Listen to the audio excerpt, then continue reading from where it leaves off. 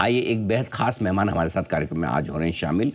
Nepean capital के cofounder और managing partner Gautam Trivedi साहब 30 साल से ज़्यादा लंबा गहरा अनुभव रखते हैं भारत को और एशियाई बाज़ारों का। इससे पहले वो रेलिगर कैपिटल मार्केट्स के सीईओ के तौर पर रह चुके हैं। इसके अलावा उन्होंने टियर 2 और टियर 3 शहरों में काफ़ी इंटरेस्टिंग चैनल चेक्स के ज़रिए अपने कई सारी किताबें भी लिखी हैं, कई सारे उन्होंने रोड ट्रिप्स किए हैं, the great India road trips. और इसके अलावा ग्लोबल मार्केट्स का और भारतीय बाजारों का लंबा गहरा अनुभव है और अंतर्राष्ट्रीय वित्तीय संस्थान जैसे गोल्डमैन सैक्स जैसे बड़े ऑर्गेनाइजेशंस में काम करने का काफ़ी लंबा अनुभव भी रहा है। गौतम जी ने एमबीए की डिग्री हासिल की है सदर्न कैलिफोर्निया यूनिवर्सिटी से, और इसके साथ ही बीकॉम की डिग्री हासिल की उन्होंने मुंबई यूनिवर्सिटी से, और इसके अलावा कई सारी और डिग्रीज और बड़े संस्थानों के साथ काम करने का अनुभव भी है। कई बड़ी कंपनियों के बोर्ड पर भी गौतम त्रिवेदी साहब हैं। सर गुड मॉर्निंग, बहुत बहुत स्वागत है आपका, धन्यवाद हमें समय देने के लिए। आज सबसे पहले शुरुआत ग्लोबल मार्केट्स के मूड माहौल के साथ ही करना चाहते हैं। क्या लग रहा है सर, क्या जो युद्ध है उसको बाजार डिस्काउंट कर चुका है या अभी भी खतरे और हैं? क्या कैसे देख रहे हैं आप, कितनी और रिस्क बाकी है युद्ध को लेकर बाजार के लिए? मुझे लगता है कि क्रूड का भाव जब $100 क्रॉस करता है, मुझे लगता है कि ये जो मूव हुआ है क्रूड में, करीबन 65% जनवरी से 1 जनवरी से आज तक, ये जो है वो मार्केट ने कभी सोचा नहीं था कि यहाँ तक क्रूड क्रूड आएगा। और उसका जो प्रभाव पड़ रहा है पूरे हिंदुस्तान पे, इंडिया के करेंसी पे, इंडिया के करंट अकाउंट डेफिसिट पे और ओवरऑल कंजम्पशन पे उसका जो इम्पैक्ट आएगा, इन्फ्लेशन भी बढ़ेगा इसकी वजह से। तो हमारे यहाँ ना एक तो क्रूड का भाव ऊपर जा रहा है, ऊपर से करेंसी गिर रही है, सो दोनों का प्रभाव आएगा इन्फ्लेशन पे, महंगाई पे। तो मुझे लगता है कि ये जो एनालिसिस है, कई लोगों ने एंटिसिपेट नहीं किया था। हैविंग सेड दैट, मैं बोलूँ तो लड़ाई शुरू होने के पहले भी क्रूड ऑलमोस्ट 50% बढ़ चुका था। और ये जो $100 का नंबर आया है, वो पिछले 10 दिनों में जाके आया है। तो मुझे लगता है कि जब तक ये लड़ाई खत्म नहीं होती, इंडियन मार्केट प्रेशर में रहेगा। कच्चा तेल सबसे बड़ी रिस्क है। एक तो ठीक है सप्लाई वाली रिस्क है, लेकिन क्या आपको लगता है कि इकोनॉमी पर, कंपनियों की अर्निंग्स पर, हमारी वित्तीय सिचुएशन पर भारत की एक बड़ा असर पड़ सकता है? पड़ सकता है, और ऑलरेडी उसका प्रभाव शुरू हो चुका है।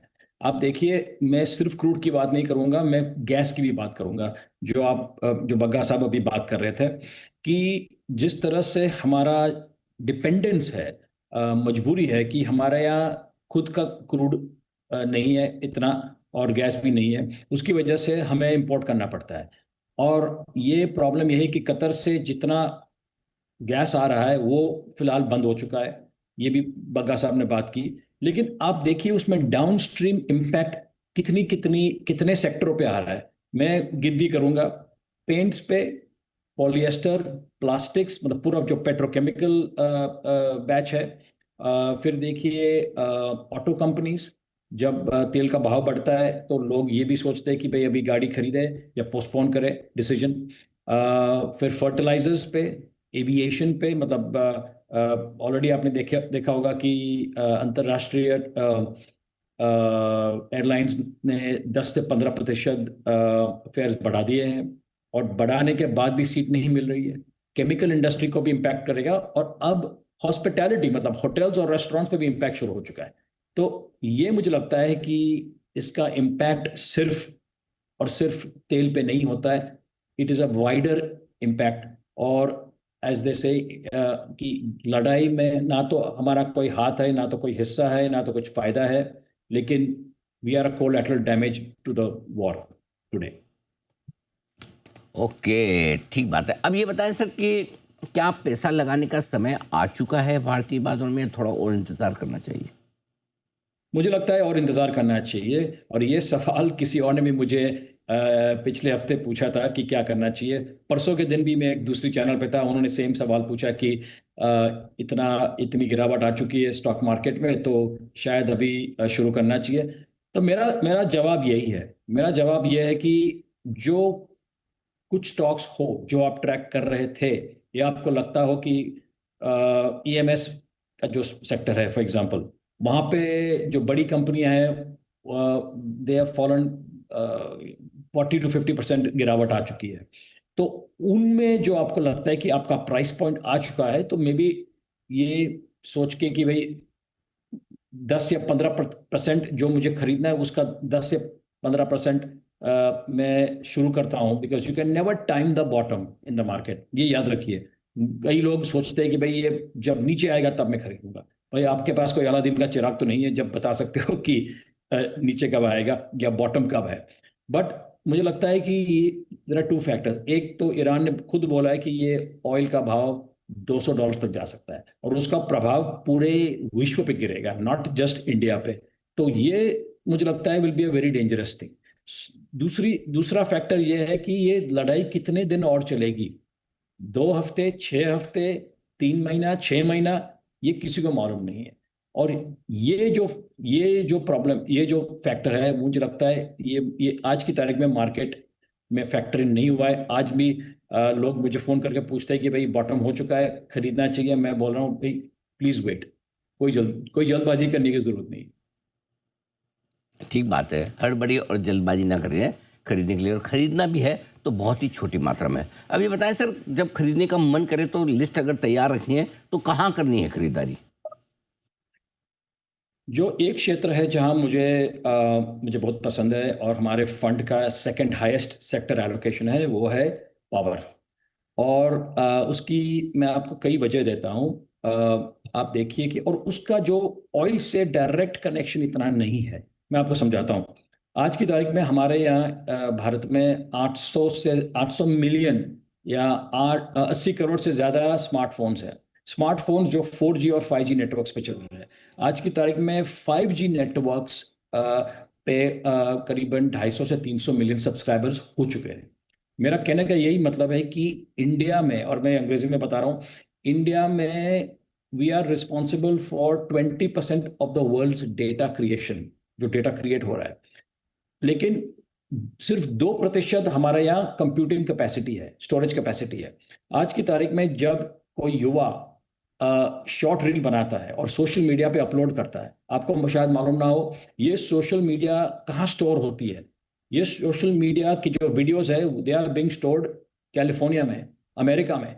तो मेरा कहने का यही मतलब है कि भारतीय सरकार ने इन बड़ी कंपनियों, अमेजोन हो या मेटा हो या गूगल हो, सबको बोला है कि आप आज ये डेटा, इंडियन सिटीजन्स का data has to be India में, अब्रॉड फॉरेन में नहीं होना चाहिए। तो इसकी वजह से जो डेटा सेंटर कैपेसिटी जो आ रही है, 1 गीगावाट आज की तारीख में पूरा इंडिया, ऑल इंडिया कैपेसिटी है, उसको 9 गीगावाट से लेके जाएंगे 2030 तक। तो ये इकोसिस्टम जो बन रही है अपने देश में, I think it's a very big positive. लेकिन उसके लिए पावर की जरूरत है। तो data centre will power the AI, लेकिन डेटा सेंटर को खुद पावर करने के लिए बिजली की जरूरत है। तो बिजली का जो पूरा इकोसिस्टम है, कंपोनेंट सिस्टम, मैं सिर्फ जनरेशन, ट्रांसमिशन और डिस्ट्रीब्यूशन की बात नहीं कर रहा हूं, उनका जो पूरा कंपोनेंट इकोसिस्टम है, ट्रांसफॉर्मर्स है, बुशिंग्स है, वगैरह वगैरह, उसमें मुझे लगता है फोकस रहना चाहिए। और ये आने वाले 10 से 15 साल तक ये क्षेत्र में बड़ी तेजी आने वाली। ओके, तो ये कुछ बेहतरीन आपके लिए इन्वेस्टमेंट्स के आइडियाज़ हैं जो बताएं। अब आइए सर, एक चीज़ और जो समझना चाहता हूँ वो ये कि कई सारे ऐसे सेक्टर्स हैं जो वॉर की वजह से अभी पीटे पड़े हैं, जैसे कुछ का आपने नाम भी दिया। अब जब वॉर खत्म होने के संकेत आए तो क्या पहले उनमें फोकस किया जाए खरीदारी के लिहाज से कि सस्ते दामों पर मिल रहे हैं, या फिर जो वाकई में हमारी कोर स्ट्रेंथ इकोनॉमी से जुड़े हैं उन्हीं पर फोकस करें? आपकी क्या स्ट्रेटजी होगी? मुझे लगता है बॉटम्स अप ही करना पड़ेगा इन्वेस्टिंग, क्योंकि जो स्टॉक्स ज़्यादा गिरे हुए हैं और जिसमें पिटाई ज़्यादा हुई है, और कई बार ये भी होता है कि टेक्निकल वजह से स्टॉक पिटता है। शायद कभी कभी बड़ा एफआईआई जो जिसमें जिसने बड़ी पोजीशन ली हो, वो पूरा एग्जिट कर रहा है। और कई दफ़ा मतलब पिछले 30 सालों से मैं देख रहा हूँ कि मार्केट में ऐसे अच्छी कंपनियां हैं जिसकी पिटाई बेवजह हो रही है, लेकिन उसकी रियल वजह यही है कि कोई फॉरेन इन्वेस्टर या लोकल बड़ा इन्वेस्टर एग्जिट कर रहा है। तो मुझे लगता है कि इट इज़ बेटर कि और ये सब इंटरनेट पे अवेलेबल है। हम लोग हर हफ्ते 1,000 स्टॉक की स्क्रीन ट्रैक करते हैं, कितने स्टॉक कितना स्टॉक्स में कितनी गिरावट आई है।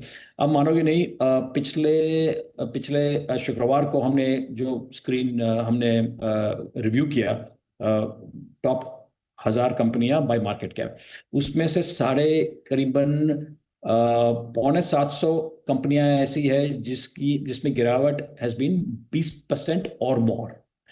करीबन 110 कंपनियां जो तो आधा हो चुकी है। तो अपॉर्चुनिटीज काफी आएंगी। सवाल ये होता है कि कब करना चाहिए, आज करना चाहिए या 6 हफ्ते के बाद करना चाहिए। ये जब संकेत मिलेगा कि दोनों साइड्स ने नक्की किया है, कि डिसाइड किया है कि अभी लड़ाई बंद करनी चाहिए, that would be the right time. आज की तारीख में मुझे डर लगता है टू पुट मनी, निवेश करने के लिए। ओके, ठीक बात है, बिल्कुल फेयर इनफ। गौतम सर, बहुत बहुत शुक्रिया आपका समय देने के लिए और विस्तार से बाजार के डायरेक्शन पर बात करने के लिए।